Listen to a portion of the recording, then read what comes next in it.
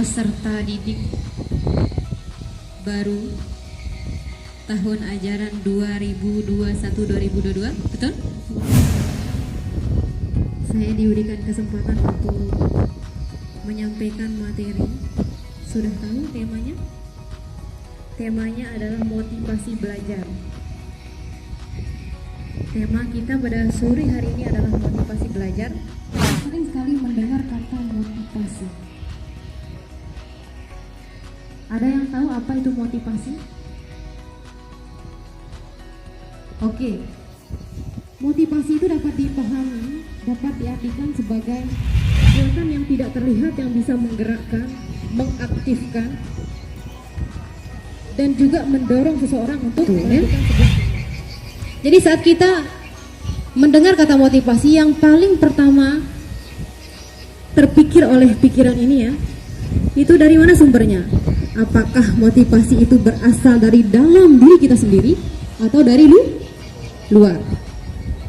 Ya, jadi secara tidak langsung motivasi itu dibagi menjadi dua. Ada motivasi intrinsik dan ada motivasi ekstrinsik. Motivasi intrinsik itu adalah motivasi yang berasal dari dalam diri kita sendiri. Ya, misalnya kita ingin menggapai cita-cita kita ingin membahagiakan kedua orang tua kita, dan tujuan-tujuan lainnya. Nah, ini adalah asalnya dari diri kita sendiri, ya. Itu disebut sebagai motivasi intrinsik. Kemudian motivasi ekstrinsik. Apa itu?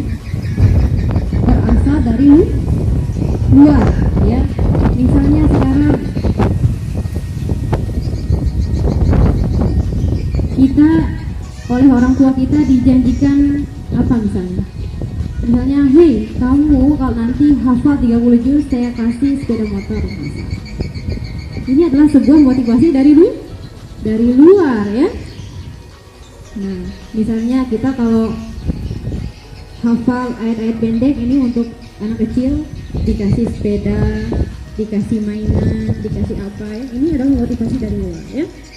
Nah, adapun motivasi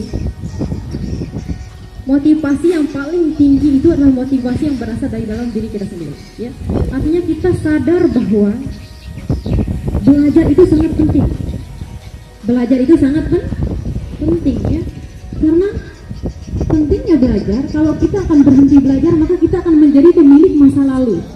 Kita akan tertinggal kalau kita tidak belajar. Satu hal yang selalu dilakukan oleh semua orang adalah, baik itu bayi, baik itu anak kecil, remaja, dewasa, bahkan orang tua sekalipun, itu adalah belajar. Tidak boleh kita berhenti belajar, ya. Karena kalau kita berhenti belajar seperti tadi, kita akan menjadi pemilik masa lalu. Berarti masa depan ini kita nggak punya nih, suram masa depan kita, ya, kalau kita berhenti belajar, ya. Apa kata Imam Syafi'i?